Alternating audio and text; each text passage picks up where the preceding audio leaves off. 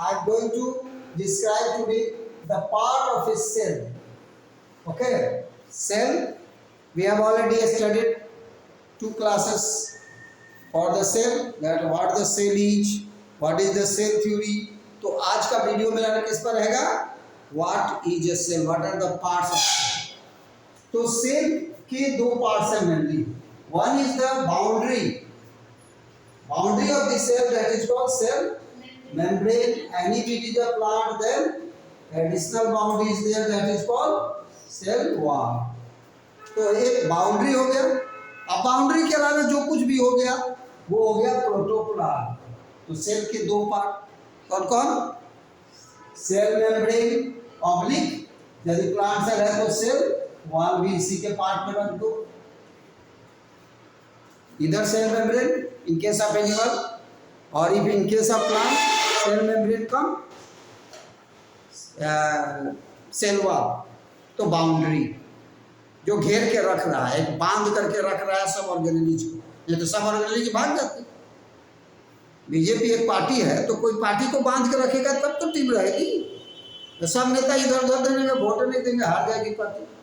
तो एक बांध के रखना, एक बाउंड्री में बांध के रखना, एक कुछ रूल्स एंड रेगुलेशन में बांध के रखना. वही चीज यहाँ भी है, बॉन्ड है, उसको बांध के रख रहा है मेम्ब्रेन. और कीप ऑन द कंट्रोल, क्या सेल के अंदर आएगा, क्या सेल के अंदर से जाएगा, उस पर कंट्रोल रखता है. तो सेल मेम्ब्रेन, सेल वॉल उसको एडिशनली सपोर्ट करता है.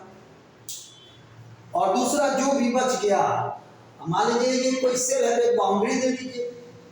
अब बाउंड्री के अलावा जो इसके अंदर है बाउंड्री छोड़ दीजिए.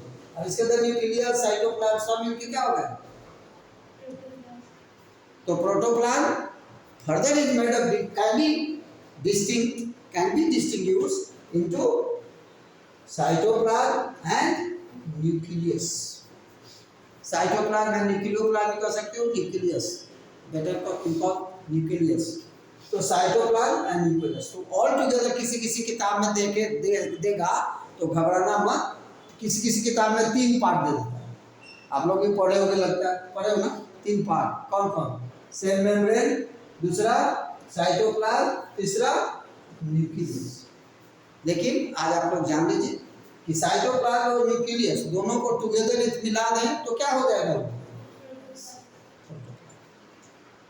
ठीक है. और एक टर्म आता है जनरली, बहुत कम किताबों में मिलेगा, लेकिन बहुत अच्छी किताब पढ़ेंगे तो आप उसको तो टर्म मिलता है, प्रोटोप्लास्ट. प्रोटोप्लास्ट क्या बता सकते हो कि क्या अंतर है?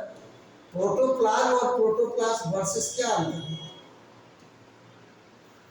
जब प्रोटोप्लाज्म टर्म था तो प्रोटोप्लास्ट की क्यों जरूरत पड़ गई? If I talk about protoplast, what does it mean? क्या मतलब होगा उसका? तो प्रोटोप्लास्ट का मतलब हो गया कि इसके अंदर मेम्ब्रेन भी आ गया, मतलब इंटायर सेल. यदि आप कोई प्रोटोप्लास्ट कहता है मतलब वो पूरा सेल के बारे में कहता है. अब यदि प्रोटोप्लास्ट ऑफ प्लांट सेल कह रहा है तो सेल वॉल को नहीं कह रहा, माने including cell membrane. Protoplasm together with, केवल एक्सेप्शन क्या हो जाएगा? सेल वॉल हटा दो तो बाकी सब है प्रोटोप्लास्ट. तो protoplasm, protoplast, clear to all? कभी कंफ्यूजन नहीं होगा, हॉर्स क्वेश्चन में चल रहा है, जल्दी नहीं मिलेगा. तो यह भी देखिएगा प्रोटोप्लाज्म. प्रोटोप्लाज्म के भी 2 पार्ट, साइटोप्लाज्म और न्यूक्लियस. तो the part nucleus is a spherical like structure, double mounted structure which bound the genetic material DNA RNA. तो DNA RNA genetic material is surrounded by a membrane like structure that is called nucleus. Nucleus is defined as, पूछता है nucleus is defined, लिख लीजिए, तो लिखिए nucleus का definition. nucleus, chromosome, सब definition पूछता है सीधे. नेट में जाइएगा सब क्वेश्चन. साइटोप्लाज्म का definition पूछेगा. सेल का तो आप लोग पढ़ ही चुके हो, देख है ना, हम लोग जान ही चुके हैं. तो लिखिए न्यूक्लियस का genetic material surrounded by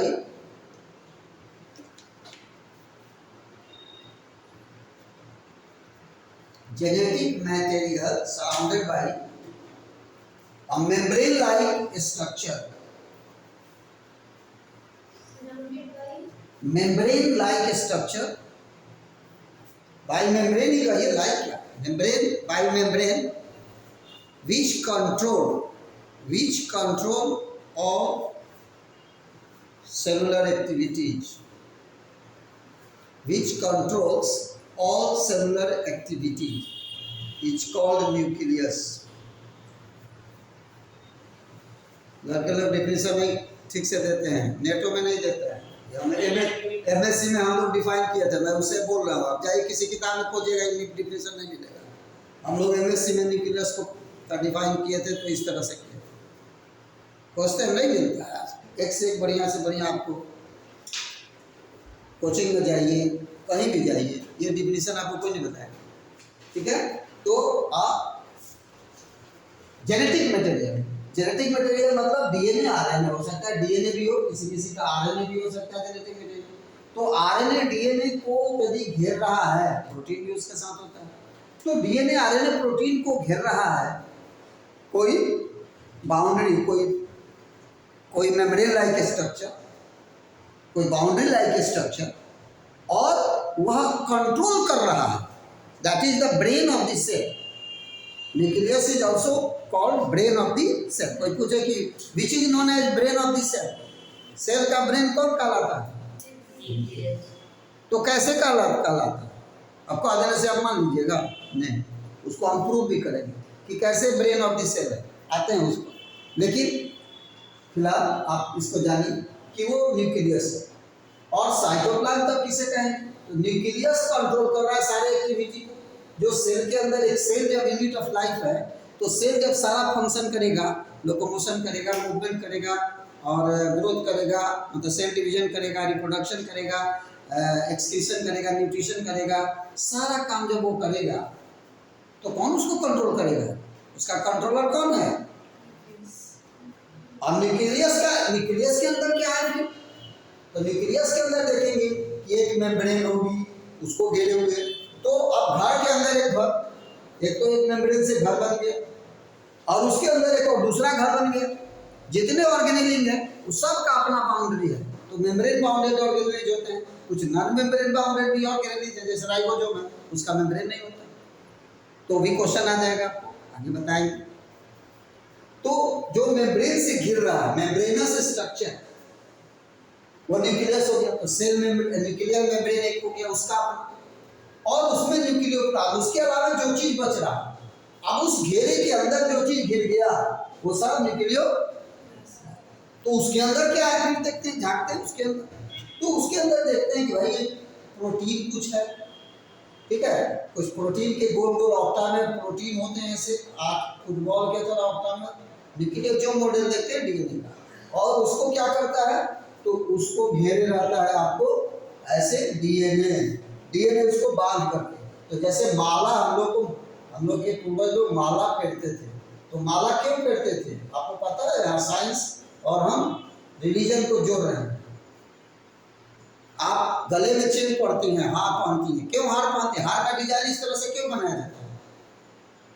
किसी का चेन देखिएगा इसी डिजाइन में बनता है, तो क्या बनता है? इसलिए वो सुंदर लगे, इसलिए वो कि आप उस जीन को, ये कुछ माला मिलकर के एक जीन बना देता है, और जीन एक कैरेक्टर देता है। तो आपकी आंखें बनाने वाला वो माला के अंदर एक सेगमेंट है, आपको गोरा बनाने वाला एक सेगमेंट है, आपको हाइट देने वाला एक सेगमेंट है। माला लेके घूम रही, कैरेक्टर लेके घूम रही। अभी समझ में नहीं आएगा। अभी आप लोग 10th के 9th के स्टूडेंट हो, अभी आप लोगों को समझ में नहीं आया। बट जब आप आगे पढ़िएगा 12 में चैप्टर है मॉलिक्यूलर बेसिस ऑफ यूनिट, तो न्यूक्लियोसोम मॉडल वहाँ हम लोग एक्सप्लेन करते हैं कि it is a bead on string. माला, किसी को हार माला देकर के हम स्वागत क्यों करते हैं? उसके पीछे यही वैज्ञानिक कारण है। भगवान को माला क्यों चढ़ाते हैं? वो प्रभु, वो जीन सेट लीजिए और हमको भी अच्छा वाला जीन दे दीजिए, लंबा बना दीजिएगा, गोरा बना दीजिए, तो बना देंगे एक विद्या का नाकते मुँहते जगते रहिए मालो। बात समझ में? तो माला जो हम लोग फेरते हैं वो उसके पीछे भी वैज्ञानिक कारण क्या है? हम अच्छे जीन का आह्वान कि अरे अच्छे जीन मेरे पास आओ या हो मेरे अंदर, तो तुम जागृत हो जाओ और मुझे वो अच्छा बनाओ, मुझे तेज बनाओ, मुझे सुंदर बनाओ, मुझे शक्तिशाली बनाओ, है ना, मुझे बेवकूफ मत बनाओ, हटाओ उसको। और बुरे जीन को हम लोग सप्रेस करते हैं, अच्छे जीन को प्रोवोक करते हैं, भैया अच्छा जीन तुम जगो, जागृत हो, तुम करो की तरह सुबह में मुझे अच्छा बनाओ। तो देखिए इसके पीछे साइंस कभी कभी मैं भटक जाता हूँ, विज्ञान को आपको लेकर धर्म में चला जाऊँगा, ये मेरी पुरानी फितरत है ना। तो आप घबराएंगे नहीं, फिर मैं आपको आपके प्लेटफॉर्म पर ला दूंगा यहाँ से। तो मैं तो बताने ये वाला था कि ये कैसे कंट्रोल कर, ये कंट्रोलर कैसे, तो इसके पास जीन, और जीन क्या करता है? Unit of inheritance. इनहेरिटेंस मतलब transmission of character from one generation to generation. आप मुस्कुराते हैं, आप मुस्कुराते हैं ना, भैंस को जाके कहेंगे मुस्कुरा, तो भैंस क्यों नहीं मुस्कुराएगी? क्योंकि भैंस के पापा मम्मी नहीं मुस्कुराते थे, भैंस के पास जीने नहीं है मुस्कुराने का।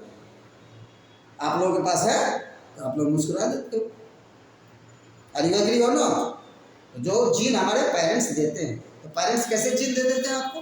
पेरेंट्स तो एक जायकोड दिए थे, आँख मुँह नाक कान तो दांत दिए नहीं, क्या दिए थे? वो कोड दिए थे, और कोड जब डिकोड किया अपने आप को तो आपको एक फॉर्म दे दिया। तो इसीलिए ये कंट्रोलिंग सेंटर है। डीएनए, डीऑक्सीराइबोन्यूक्लिक एसिड, इसको मॉलिक्यूल ऑफ लाइफ कहा है, देख लीजिए, DNA is known as molecule of life, DNA is called molecule of life.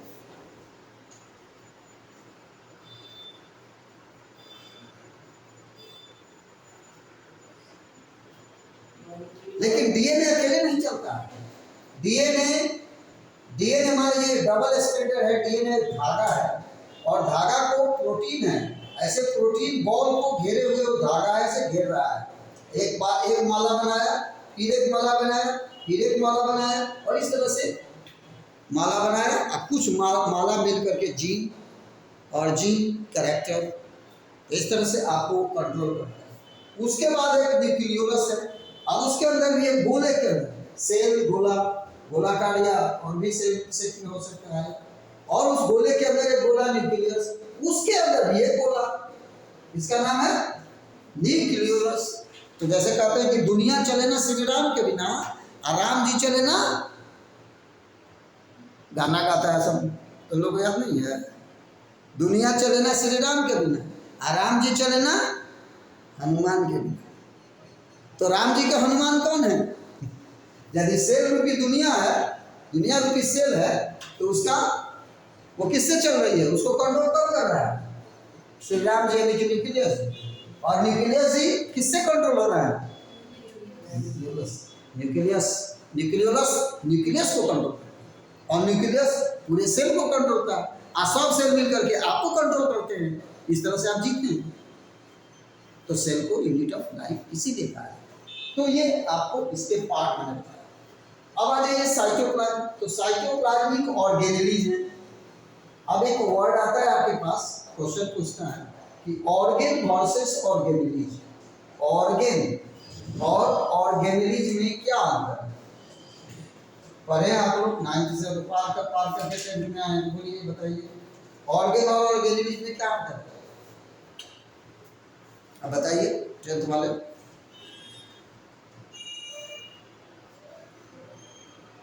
देखिए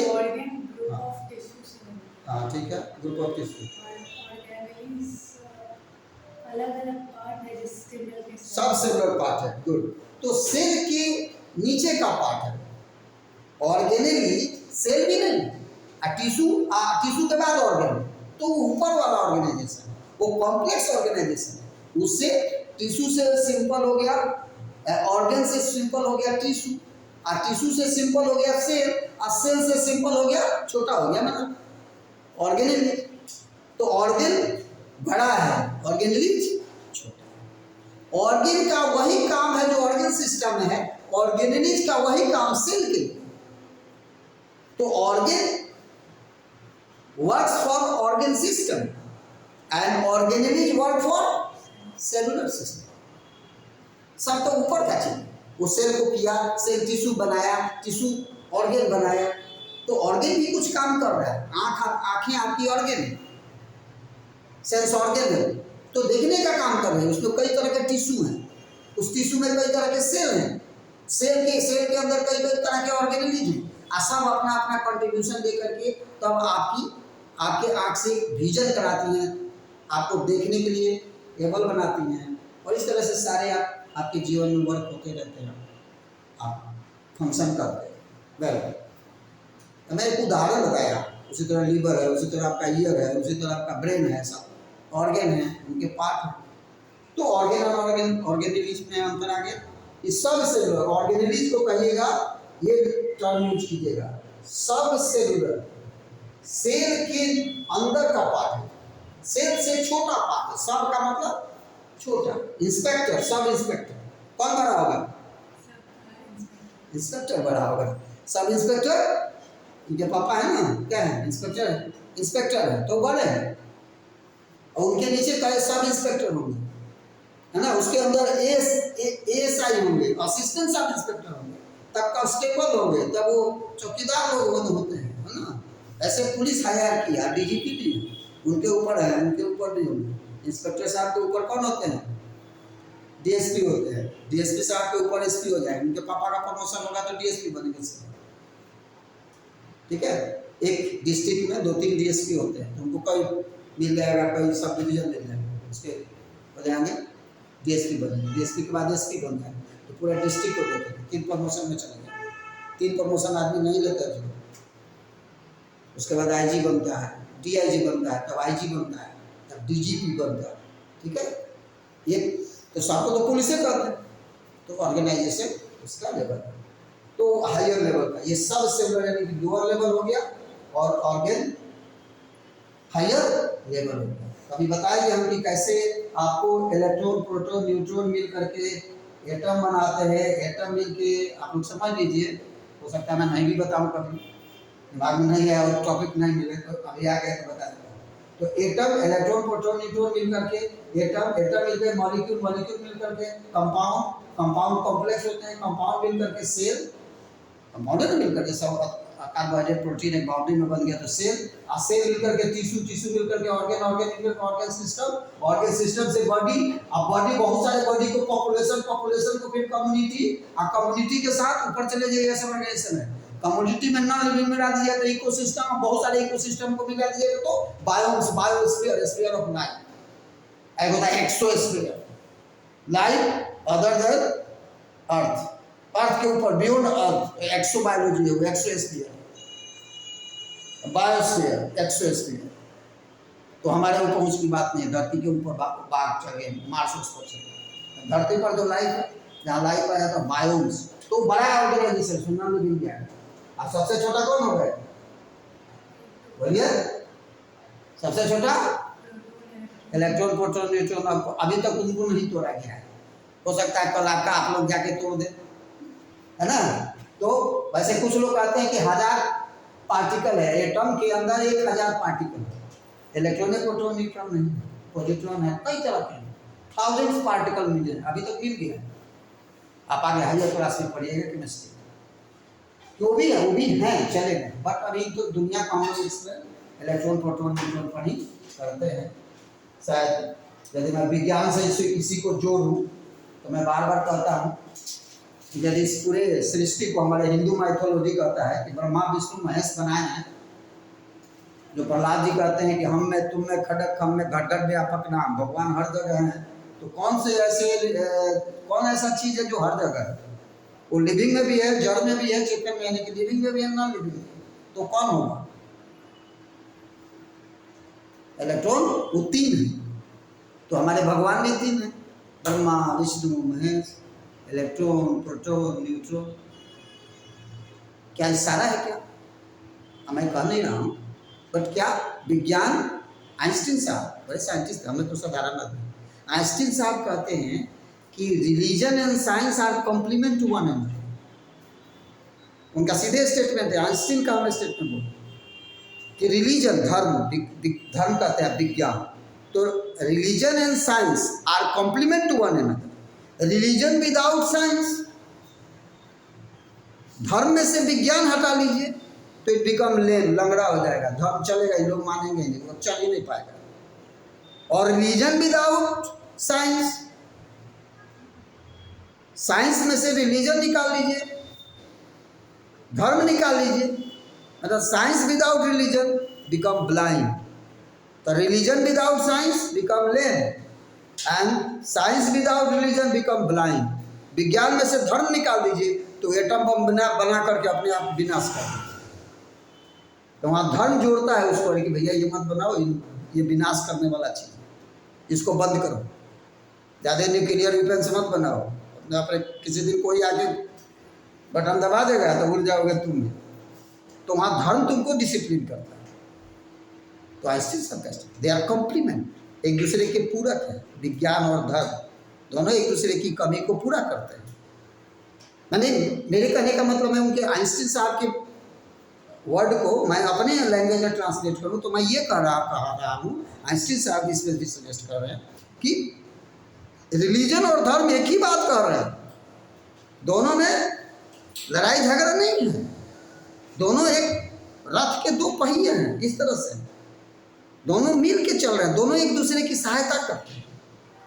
विज्ञान धर्म की, धर्म विज्ञान की व्याख्या करते हैं, डिफाइन करते हैं। तो यहाँ भी आप देखिएगा कि मैं क्या बता रहा था, कहाँ से रुका था, क्या बता रहा था, सॉरी, हाँ, ऑर्गेनाइजेशन में बताया था, ऑर्गेन और ऑर्गेनिज्म। तो ऑर्गेन और ऑर्गेनिज्म में जो ऑर्गेनाइजेशन है वो आप लोग क्लियरली एक्सप्लेन कर पाओगे। अब इसमें देखोगे कि दो तरह के ऑर्गेनिज्म हैं, एक इंक्लूजन बॉडीज है।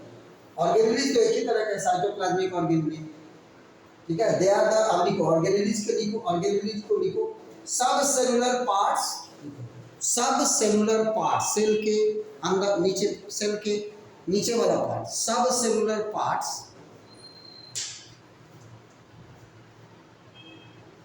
कन्फाइंड, जिनको कन्फाइंड किया जाए, confined with a particular function for the cell, confined with a particular function for the cell, cell के लिए पर्टिकुलर फंक्शन को कन्फाइंड किया गया है, तो that is called organelle, cell organelles.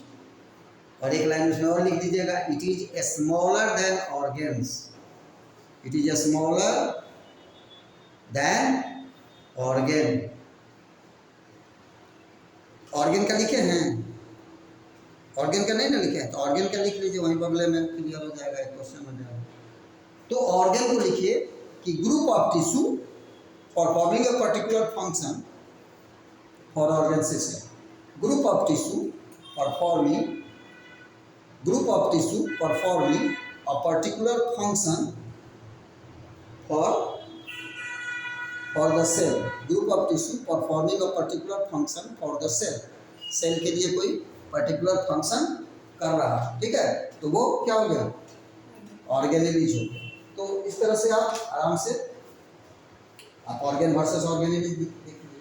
अब इस साइटोप्लाज्मिक ऑर्गेनेलिज में कौन कौन आते हैं भाई, इसमें बहुत सारे हैं, सबका काम अलग अलग है। माइटोकॉन्ड्रिया है जिसको powerhouse of the cell कहते हैं, पढ़ाएंगे आगे। क्लोरोप्लास्ट है जो किचन ऑफ द सेल कहलाता है, ठीक है। फिर लाइसोसोम सुसाइडल बैग कहता है, ये एक तरह से क्लीनर है, डाइजेस्टिव है, डाइजेस्टिव उसका लीवर है, कहिए सेल का लीवर है, लीवर जैसे पचाता है आपका, उस तरह से भी पचाने का काम करता है वेस्ट को, और कभी कभी गुस्सा जाता है तो अच्छों को पचाता है, इसीलिए इसको बहुत छड़िया है ना, छड़िया जाएगा तो उस सेल को पचा देगा, इसलिए suicidal bag.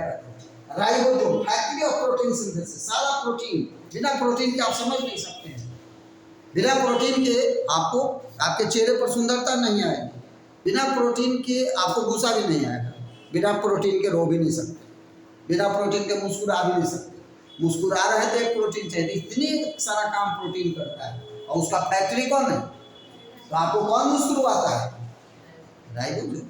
Ribosome switch down करेगा, एक प्रोटीन बनवाएगा तो आप मुस्कुराइएगा, राइबोसोम स्विच करेगा आपको एक प्रोटीन सिंथेसिस करा देगा, तो मेरी बात आपको समझ में आ जाएगी।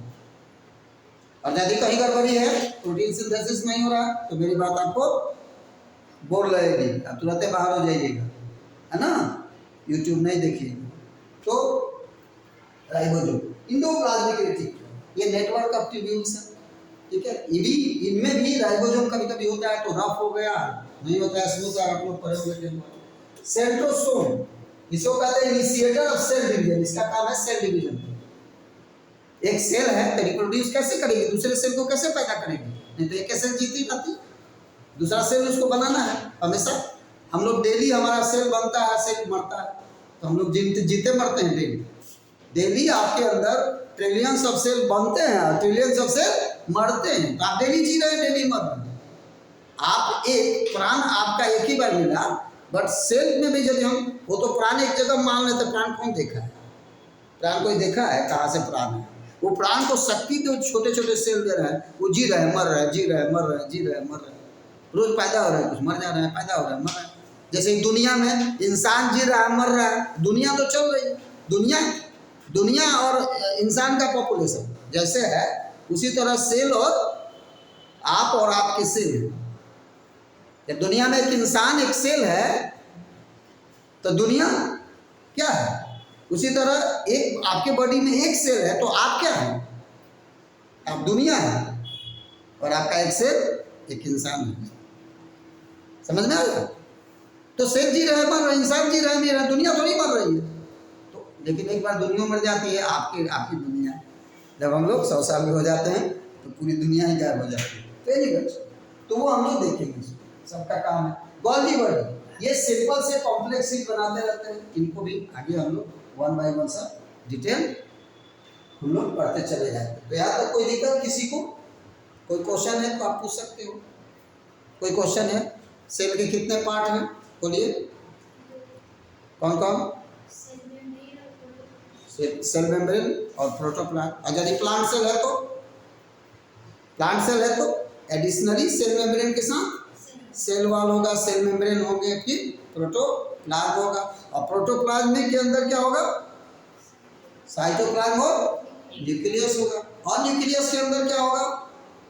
न्यूक्लियर मेम्ब्रेन होगा, न्यूक्लियोप्लाज्म होंगे। न्यूक्लियोप्लाज्म के अंदर क्या होगा?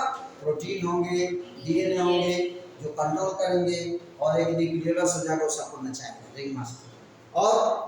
और उसके अलावा अब देखिए, ये सेल और ये न्यूक्लियस, और इसके अंदर बीच में सब क्या बच रहा है?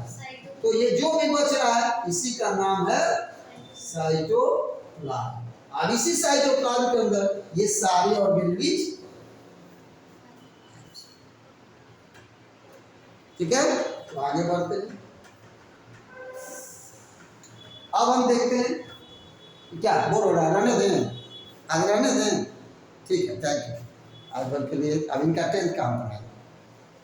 अभी अब 10th का क्लास चलेगा, तो आप लोग थोड़ा सा 9th वाले रिलैक्स कर लो, इनको फोटोसिंथेसिस पढ़ाएंगे, ऐसे समझ सकते हो। फोटोसिंथेसिस तुम लोग भी पढ़े हो, वही चीज़ मैं बताऊंगा, बट 10th स्टैंडर्ड से। अब अपना 10th में तो हमारे 10th के स्टूडेंट पढ़ेंगे, 9th वाले थोड़ा टेस्ट करें। तो 10th में मैंने पढ़ाया था ये photosynthesis autotrophic mode of nutrition में। आज मैं एक बहुत अच्छा इंपॉर्टेंट चीज बता रहा हूँ, C6H12, अच्छा सॉरी, हाँ यस, 10th के लिए हम आपको आज पढ़ा रहे हैं बहुत इंपॉर्टेंट चीज। आपको फोटोसिंथेसिस का प्रूफ देंगे, experimental proof. Starch is synthesised during photosynthesis, how can you prove it? No better, no need to take permission, go out. तो 10th में मैं आज पढ़ा रहा हूँ कि starch is produced during, how can you experimentally prove that starch is produced during photosynthesis? आप junior class में भी पढ़ेंगे, उसी से लिंक करके चलेंगे। तो आप जानते हैं कि हम फोटोसिंथेसिस के रिएक्शन में क्या लिखते हैं? 6CO2 प्लस 12, बोलिए, पढ़ा है ना, 12H2O। इधर क्या था? इधर बन गया C6H12, बोलिए, 6 प्लस 6O2 प्लस 6H, ठीक है। तो ये हमने देखा कुछ लोग क्या करते हैं, मैं कल भी बताया था कि 6 पानी ऐड करके इसको हटा देते हैं, बट ये ओरिजिनल रिएक्शन यही है। और इसमें आपको लगता है कौन, तो आप देखिएगा कि सूर्य भगवान की रोशनी सनलाइट पड़ गई तो सनलाइट एनर्जी दे दिया, और आपका क्लोरोफिल जो है बेचारा, हाँ, इसके भी कई ग्रुप हैं, आपको बताया थे कल, इस हाइकोबिलिन्स है ना, जैंथोफिल है ना, हाइकोएरिथ्रिन, ये सब chlorophyll A B C bacteria chlorophyll के ग्रुप है, वो सब मिलकर के क्लोरोफिल इसलिए बोलते हैं, सब मिलकर के कंडीशन है। तो रॉ मटेरियल देखिए, carbon dioxide and water are raw material and sunlight and chlorophyll are conditions, and the products which are produced is carbohydrate, carbon dioxide, oxygen and water. तो कार्बोहाइड्रेट को हम लोग कहते हैं फूड। अब देखिए शुरू में ये ग्लूकोज के रूप में ऑक्सीडाइज होता है, अब ये ग्लूकोज बाद में प्रोसेस होकर के गोल्जी बॉडी सब मिल करके उसको कॉम्प्लेक्स शुगर स्टार्च बनाता है। तो प्लांट शुरू में स्टार्च नहीं बनाता है, वो टेम्पोररी क्या बनाता है, ग्लूकोज, और ग्लूकोज फिर ग्लूकोज ग्लूकोज ग्लूकोज मिल करके स्टार्च, ग्लूकोज मोनोसेकेराइड है ना, और स्टार्च क्या पॉलीसेकेराइड है। तो बहुत सारे ग्लूकोज यूनिट आपस में ग्लूकोज ग्लूकोज ग्लूकोज ग्लूकोज ऐसे जुड़ करके, ठीक है, स्टार्च बनता है, ठीक है। अब स्टार्च प्लांट में बनता है, अब हम लोग ग्लूकोज खाते हैं तो हम लोग का ग्लूकोज ग्लूकोज बन के क्या बनेगा, वो तो स्टार्च बना। आपके शरीर में यदि ग्लूकोज आप खा रहे हो और ग्लूकोज को स्टोर होना है या कॉम्प्लेक्स शुगर में जाना है तो क्या बनाएगा, जान लीजिए, आपको बनाएगा ग्लाइकोजन, ग्लाइकोजन।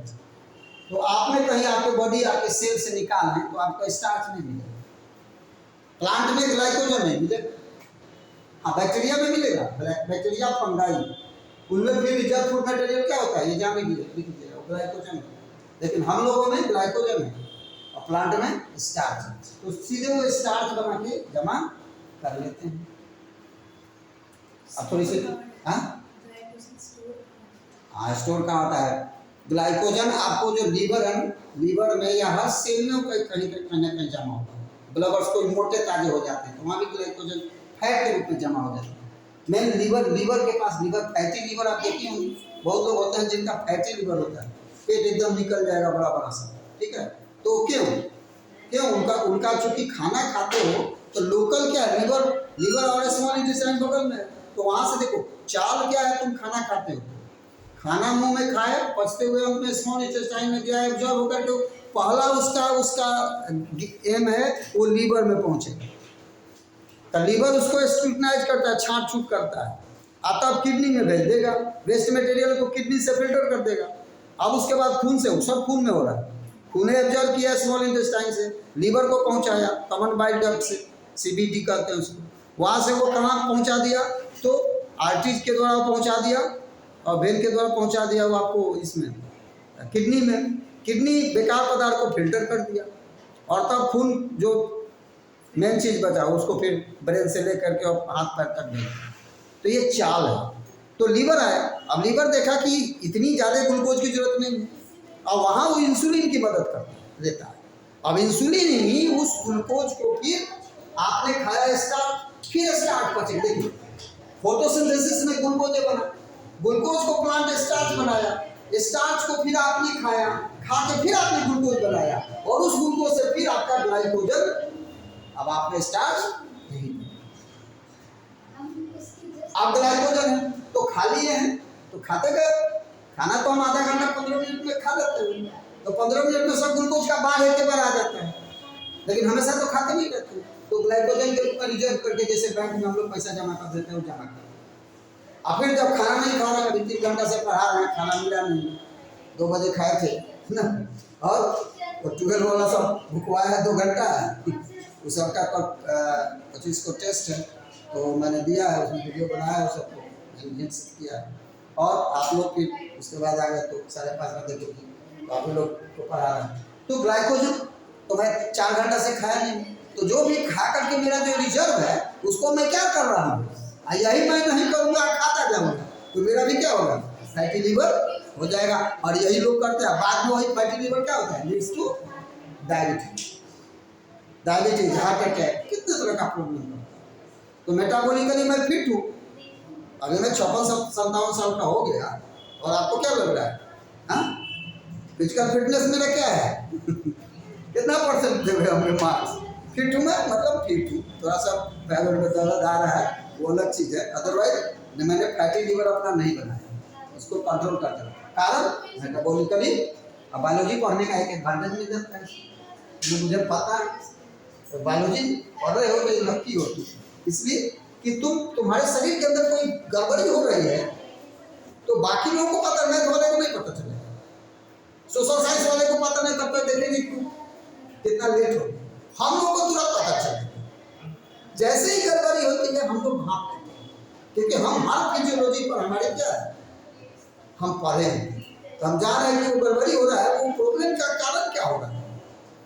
तो एक समस्या शुरू होगी तो हमको पता चलेगा, कहीं पेट गड़बड़ हो गया तो हमको पता चलेगा लीवर से लेकर स्मॉल इंटेस्टाइन कौन को गड़बड़ कर रहा है, तो हमको ज्यादा दिक्कत नहीं होगी। तो ग्लाइकोजन, अब ये इसी को हमें प्रूव करना है, ये स्टार्च करना है। तो how can you prove that starch is produce during photosynthesis? ये एक एक्सपेरिमेंट पहला हम लोग देखेंगे, तो देखते हैं कैसे इसको प्रूव करेंगे। तो सबसे पहले कहता है कि टेक अ पॉटेड प्लांट, एक पॉटेड प्लांट ले लीजिए, इसी तरह से देखिए आपको इसमें एक्सपेरिमेंटल क्वेश्चन आएगा। कोई भी एक्सपेरिमेंटल क्वेश्चन जो होता है, ये आप समझ लीजिए, एक्सपेरिमेंटल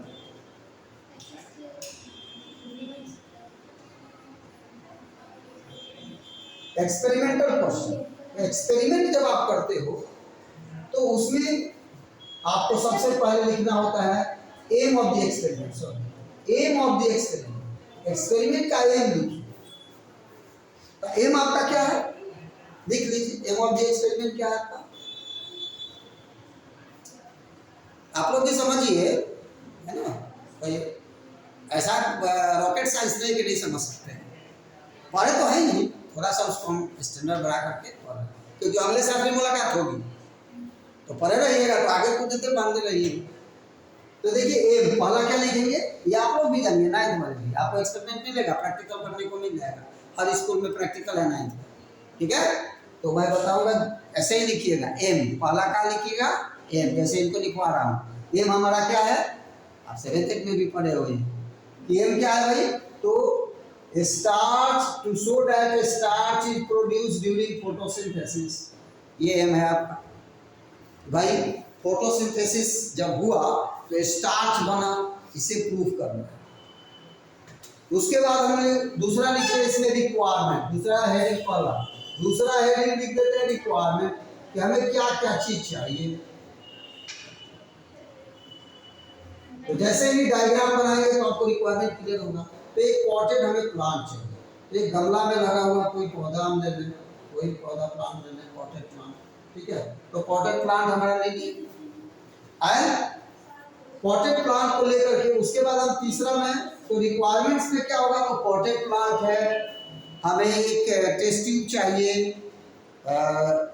मिथाइलेटेड स्पिरिट चाहिए, जिसको स्पिरिट या इथाइल अल्कोहल कहेंगे, मिथाइलेटेड स्पिरिट, जिसमें क्लोरोफिल को हम डिक्लोराइज करके हटाएंगे, बुलाएंगे, तो वो चाहिए। वाटर बाथ करने के लिए बीकर चाहिए, अब बीकर को कैसे गर्म करेंगे, तो आपको एक वायर गेज चाहिए, ट्राइपॉड स्टैंड चाहिए, गुलशन बर्नर है या स्पिरिट लैम्प चाहिए, तो आ जाएगा, उसके साथ सेट है। अच्छा कोई कंप्यूटर है तो कंप्यूटर के साथ एक सीपीयू लाइएगा, मॉनिटर नहीं लाइएगा, कीपैड नहीं लाइएगा, तो सिस्टम आ जाएगा, तो सब आ जाएगा। उसके बाद आपको होल्डर चाहिए, टेस्टिंग होल्डर, तो आ जाएगा। उसके बाद आपको आयोडीन सोल्यूशन चाहिए केमिकल, तो आयोडीन सोल्यूशन आप लेके आ जाइए, आयोडीन सोल्यूशन चाहिए, तो ये रिक्वायरमेंट हो। उसके बाद आपका तीसरा में आ जाता है प्रोसीजर, तो प्रोसीजर में हम क्या लिखेंगे, प्रोसीजर याद रखिएगा, ये क्वेश्चन उठ जाता है बाद में, लड़के अच्छे लड़के लोग इसको गलती करते हैं। गलती क्या करते हैं, उनको कोई बताता नहीं है, बताते हैं तो उनको अपने ऊपर भरोसा नहीं होता। मैं तो 25 साल से बता रहा हूँ, और 12 के लड़के भी इस साल भी गलती किए। ऐसे लड़के जो मेडिकल क्वालिफाई कर रही है, वो मेडिकल क्वालिफाई करने वाली है इस बार, मेरा गैस है तो फर्स्ट पेज में मेडिकल निकालेगी, वो भी बची है गलती की किसी किसी क्वेश्चन। अब मैं बताता हूँ कि गलती मत करना। क्या करना है, इसको हमेशा पैसिव वॉइस में लिखना है।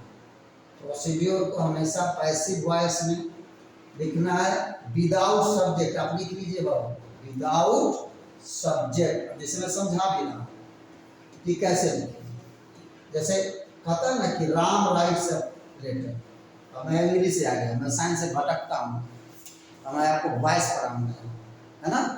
तो राम क्या लिखते हैं, राम राइट्स अ लेटर। ये भी मैं समझा ही देता हूँ कि क्यों। मैं एक बार इंग्लिश का इंटरव्यू हो रहा था, टीचर पढ़ाने आए थे, मैंने पूछा था कि why there is the need of active voice and passive voice, क्यों जरूरत पड़ी लिटरेचर इंग्लिश को, क्यों जरूरत पड़ी एक्टिव से पैसिव वॉइस में। आपसे पूछ रहा है कि इंग्लिश पढ़ेंगे 10th में, आप बताइए। Charlie the father of the man, 10th तक आ गए, आपको 8th 9th सब में वॉइस पढ़ाएगा, 8th से आता है, बताइए। एक्टिव पैसिव वॉइस में लोग कहते हैं कि here the doer is the important, है ना। Active voice Ram writes a letter, तो इम्पोर्टेंट कौन है, राम, हु इज राइटिंग। अब इसमें सब्जेक्ट हो गया, तो सब्जेक्ट पर हम एम्फेसिस दे रहे हैं। तो देखिए आप लोग इसको समझ लीजिए, कौन जानता है, कोई मीडिया में जाए, मास मीडिया में जाए, कौन जाए, तो हमारा इंटरेस्ट क्या होता है। वॉइस सर्व्स, एक सर्विस है, वो आपको ऑप्शन दे दिया 2 तरह का सेंटेंस का, तो आप किसको हाईलाइट करना चाहते हैं। देखिए कभी कभी बात ये होता है कि बात बोल कौन रहा है। अब देखता है लड़का सब क्या कि तो इनके बाल इनका सब उजला हो गया, पक गया बात, है ना। ये तो बूढ़े आदमी, बूढ़े टीचर लग रहे हैं, तो कोई कोई लड़का भाग जाएगा, कोई कोई पढ़ने वाला लड़का सर के पास अनुभव होगा, एक्सपीरियंस होगा। जानते हो मेरे बेस्ट फ्रेंड कौन होते थे, मेरे बेस्ट फ्रेंड कौन होते थे, मेरे बेस्ट फ्रेंड वही होते थे जो 1-2 साल के अंदर मरने वाले होते थे। अब पूछो क्यों, मैं धीरे से सट के उनके पास चला जाता था। अब बाबा बाबा लगते थे और क्या बड़े, अब मुझे बड़ा प्यारा लगता था उनके साथ बात करना। और वो अब बूढ़े लोगों के साथ क्या है, तुम्हारे भी ग्रैंड फादर ग्रैंड मदर होंगे, उनके पास एक्सपीरियंस का भंडार होता है, पूरे जीवन का 70-80 साल का अनुभव उनके पास रहता है। वो खजाना है मूर्खों, मूर्खों में इसलिए कह रहा हूँ कि लोग उसको लेते नहीं। वो उनके पास, आपके पास नानी दादी मम्मी, मम्मी तो यंग होती है, दादी नाना नानी है, उसके भी ग्रेट ग्रैंड फादर यदि हैं अवेलेबल, तो उनके पास वो ट्रेजर है अनुभव का। उनके पास जाइए, उनका पैर हाथ दबाइए, सेवा कीजिए, पानी पिलाइए, और 1-आध घंटा देखिए, उनका भी मन लगता है, नहीं तो मर जाएंगे, वो जल्दी मर जाएंगे। आप यदि उनको थोड़ा सा अफेक्शन देते हैं, है ना, उनको थोड़ा सा स्नेह देते हैं, प्यार देते हैं, तो वो क्या है, वो आपको आशीर्वाद भी देते हैं। आशीर्वाद देंगे, आप पैसे देंगे तो दादाजी के पास ज़्यादा पैसा, बाप से ज़्यादा पैसा लगता है, तो पैसा तो देवे करेंगे, ज्ञान देंगे। पैसा तो अलग चीज़ है, वो तो पापा दे देंगे, लेकिन ज्ञान, पापा के पास टाइम नहीं रहता है, पापा के पास टाइम नहीं है आपको ज्ञान देने का। मैं भी पापा हूँ, एक बेटा को किसी तरह से पढ़ा दिया, दूसरा बेटा को मैं नहीं पढ़ा, वो अपने पढ़ लिया, अलग बात है, बट उसको मैं उतना टाइम नहीं दिया जितना पहला कर दिया। मजबूरी है, टीचर है, पढ़ाना पड़ता है। दूसरे के बच्चा को हम लोग पढ़ाते हैं, अपना ही बच्चा नहीं पढ़ता। चिराग का ध्यान देना बहुत दुख की स्थिति, खाना पड़ता है मजबूरी, पैसा करवाता है। अब आपको पढ़ाएंगे तो 500 रुपये घंटा मिलेंगे, अब घर बैठेंगे तो बेटा को पढ़ाएंगे तो 1 पैसा मिलेगा। अब इतना दिमाग में आता नहीं कि उसको वो इन्वेस्ट है, उसको दोगे टाइम तो फिर वो आगे रिटर्न करके। अब बेटा किसी को थोड़ी देता है, दे चाहे ना दे, अच्छा बन जाए तो भी बात, बट वो दिमाग में जल्दी शॉर्ट टर्म बेनिफिट, वो 500 रुपया नजर आता है, वो नजर नहीं आता बेटा। ये हकीकत है, समझ में आता है कि नहीं, इसको पढ़ा है। कभी कभी क्या होता है कि बाल बच्चों में भी वो कमी होती है, जिसको पढ़ना होता है वो सट के पढ़ के निकल जाएगा, जो उस तरह का एक्टिव नहीं है वो दूर भागने लगता है पापा से डांट के खाने के लिए। डांटो तो खाएगा, अब डांट से भागना होगा तो पापा 3 डेग और पीछे भाग जाते हैं, क्या जरूरत है। ये सब स्थिति होती है, तो बुजुर्गों के पास जाइए, उनके पास क्या होता है, एक्सपीरियंस होता है। तो एक्सपीरियंस भी मैं क्यों बता रहा था, हाँ, एक्टिव और पैसिव वॉइस। हाँ, तो मीडिया वाले लोग ये बता रहे हैं कि मीडिया वाले कभी कभी किसको हाईलाइट करते हैं, कौन, हाँ कौन ये बोल रहा है वो इम्पोर्टेंट कभी कभी होता है, कभी कभी कौन बोल रहा है इम्पोर्टेंट नहीं होता है, क्या बोल रहा है वो इम्पोर्टेंट होता है।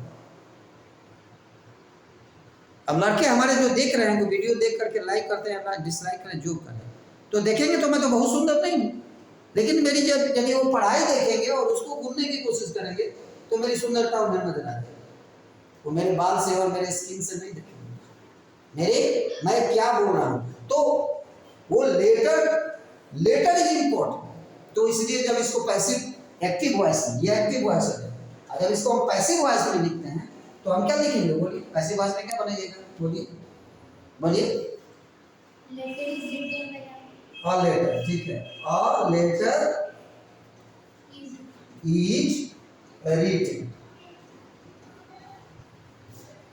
बाय राम। अब देखिए राम है, हो सकता है बोलते बोलते राम को हम गायब कर दें, a letter is written, a letter is written, a letter is written, और letter is written, a letter is written, letter लिखा गया, किसके द्वारा लिखा गया वो इंपॉर्टेंट नहीं है। और यहाँ क्या होगा, राम राइट से लेटर, ये हरे राम सर वाले जी पढ़ा रहे हैं, राम सर पढ़ा रहे हैं इंग्लिश, तो एग्जाम्पल दे रहे हैं अपना नाम, तो वो इम्पोर्टेंट है, हरे राम सर पढ़ा रहे हैं, ठीक है, ये सर पढ़ा रहे हैं, है ना, XYZ सर पढ़ा रहे हैं, तो सर इम्पोर्टेंट है। वो प्रधानमंत्री बोल रहे हैं, क्या बोल रहे हैं छोड़िए, वो प्रधानमंत्री बोल रहे हैं, तो वहां हम व्यक्ति को हाईलाइट करते हैं। और क्या बोल रहे हैं छोड़िए, XYZ प्रधानमंत्री छोड़िए, वो बोल क्या रहे हैं वो महत्वपूर्ण है, वो कौन बोल रहा है वो इम्पोर्टेंट नहीं। इसलिए आपका इंटरेस्ट क्या है, इंटरेस्ट क्या है आपका, इंटरेस्ट आपका सिचुएशन के अनुसार है।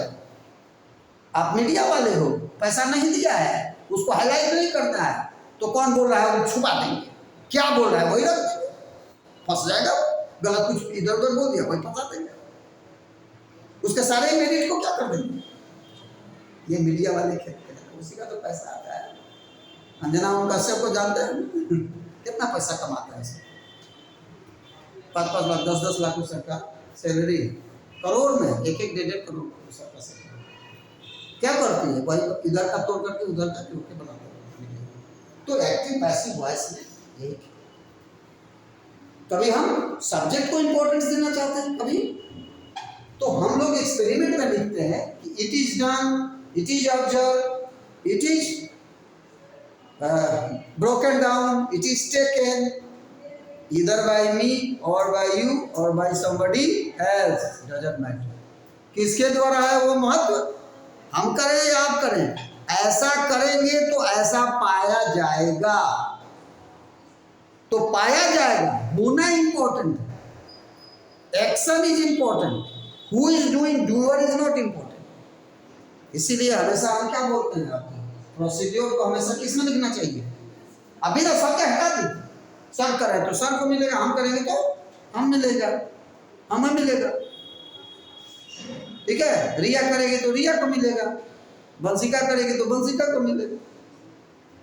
तुम्हारा क्या नाम है, रिया, देखो रिया इसका इसी का नाम आ गया, तो रिया करेगी तो रिया को मिलेगा, अब प्रिया करेगी तो प्रिया को मिलेगी, और तुम्हारा नाम आयुष, आयुष करेगा तो आयुष को मिलेगा, तो जो करेगा उसको वो ऑब्जर्वेशन हो। इस तरह से पैसिव वॉइस में तो आराम से लिख लीजिएगा, पॉटेड प्लांट इज टेकन, मैं वो लिख नहीं रहा हूँ, आप इतना तो आप कर ही सकते हैं कि potted plant is taken, it is place in dark room for 2 days, 2 days 2 दिन के लिए रखते हैं, 48 आवर्स। क्यों भाई, तो डी स्टार्च करने के लिए, स्टार्च उसमें से डी कम करना, स्टार्च को डी स्टार्च मतलब डी स्टार्च को कम करना, डी जो आपको ये प्रीफिक्स है जिसमें लग जाए मतलब कम होना, डी ऑक्सी डी ऑक्सी, ठीक है, ओडरेंट डी ओडरेंट, तो डी लग गया मतलब कम, घट गया, तो डी स्टार्च कर दिए, स्टार्च की कमी कर दी, 24 घंटा 48 घंटा, अब स्टार्च नहीं है, देन क्या करेंगे इसको, अब हमें स्टार्च को टेस्ट करना है, then we place the whole apparatus in sun for 5 to 6 hours. The apparatus, the मतलब potted plant is placed in sun for 5 to 6 hours. 5 से 6 घंटे, एक घंटा में नहीं हो, 5 से 6 घंटा में थोड़ा सा ग्लूकोज बन के स्टार्ट होगा. तो 5 to 6 hours placed in sun, धूप में. And then pluck a leaf, leaf को तोड़ लिए, and that leaf is placed in a, यहाँ बना दीजिएगा एक टेस्ट ट्यूब. टेस्ट ट्यूब ले लेंगे, टेस्ट ट्यूब में वो पत्ता को हमने डाल दिया, लीफ को. And this is place in a beaker. अब इसको एक बीकर में लेते हैं, पानी भरा हुआ, आधा पानी इसमें न जाए, इसमें क्लोरोफिल है. तो beaker containing chlorophyll, sorry chlorophyll कहते हैं, ये अल्कोहल, मिथाइलेटेड एस्पिरिन. तो यहाँ अल्कोहल है, इसमें अल्कोहल वाले में, और इसमें पानी है. इसको ट्राइक्लाइड स्टेट को रख देंगे, ठीक है, ट्राइक्लाइड स्टेट रख दे और इसको हीट करेंगे. बढ़िया से डायग्राम बना लीजिए, मेरे पास उतना समय का अभाव है, हो जाएगा ना. या लड़का ऐसे भी लिखते तो कुछ उसको ड्राइंग कर देते कर सकते. मतलब हीट को हमको यहाँ देना चाहिए कि हीट करना. तो it is boil for at least 15 to 20 minutes. किया हुआ है मैंने, ये मेरा एक्सपेरिमेंट लैब में किया हुआ है, मैं बता रहा हूँ. 12-13 मिनट पर नहीं होता है, भाग जाते हैं लड़के. उस समय सेटे करने में आधा घंटा, एक तो 40-45 मिनट का पीरियड रहता है. तो लास्ट में होता है, तो लीफ उगना नहीं, इसको कर रहा है एक्सपेरिमेंटली. 10th में प्रैक्टिकल है, प्रैक्टिकल भी है, कर रहा है. तो इसको बॉयल कर लिए. तो after boiling for 20 minutes approximately it become decolourise, ये ग्रीन हो जाए.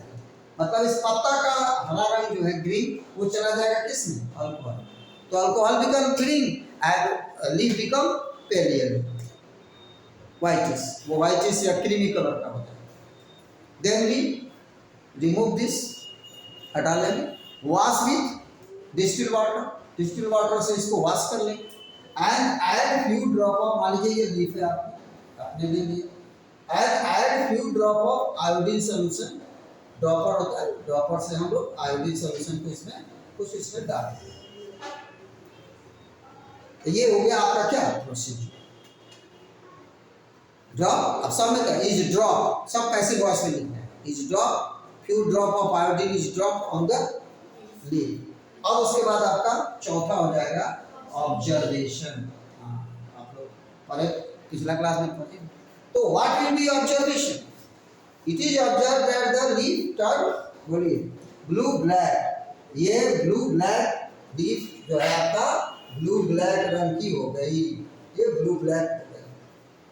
तो ब्लू ब्लैक क्यों हो गई. दुनिया का और कोई रिएक्शन नहीं है जो आयोडीन के साथ कोई XYZ यदि मिल करके और ब्लू ब्लैक कलर देता है, ब्लू ब्लैक कलर देता है, तो वो और कुछ नहीं, वो क्या है, कंफर्म है कि दैट इज स्टार्च. स्टार्च के अलावा और कोई ये टेस्ट नहीं दे सकता. जब देखा तो स्टार्च ही देखा, तो कंफर्म हो गया कि स्टार्च इज सिंथेसिस. अब स्टार्च को तो आप हटा दिए थे, तो 24 घंटा रख, 48 घंटा रख, 2 दिन में.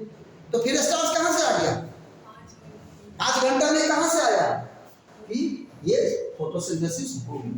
यानी कि फोटोसिंथेसिस जब होगा तो क्या बनेगा, फिर जब हटाया ही क्यों जो वापस लाने, हाँ वो हटाया क्यों जो वापस लाने. हाँ, हटाया क्यों, आपका बहुत बढ़िया क्वेश्चन है कि हटाया ही क्यों. इसीलिए कि अब हम बिगिन कर रहे हैं, हम उसमें से स्टार्च माइनस कर रहे हैं. हो सकता है पहले से स्टार्च को उसमें भरा हो, फोटोसिंथेसिस के दौरान किसी और के दौरान बना हो.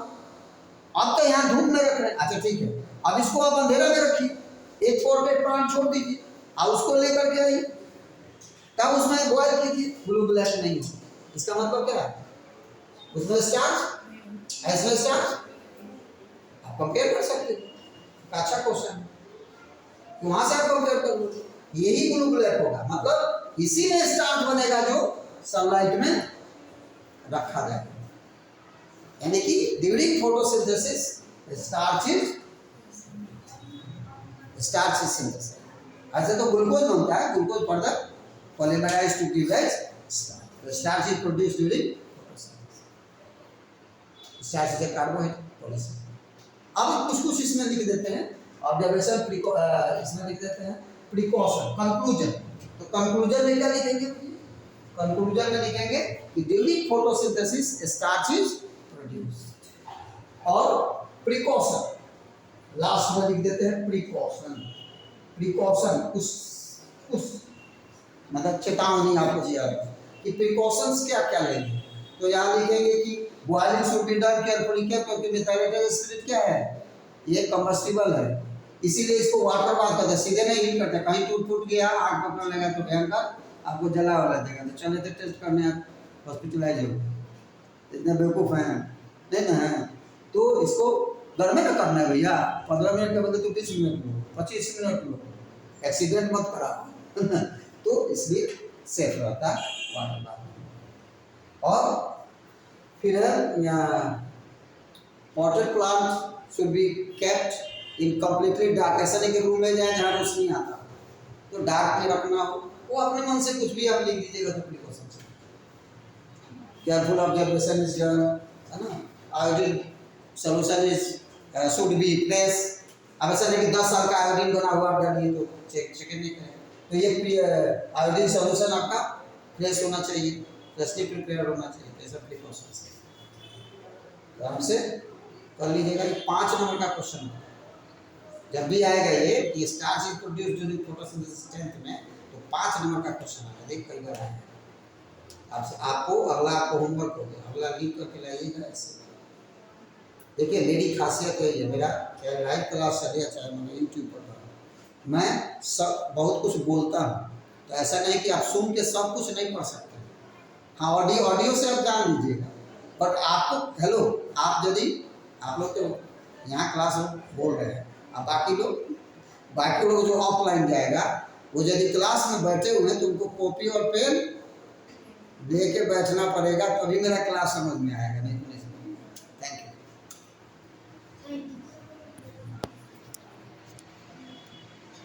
Thank you.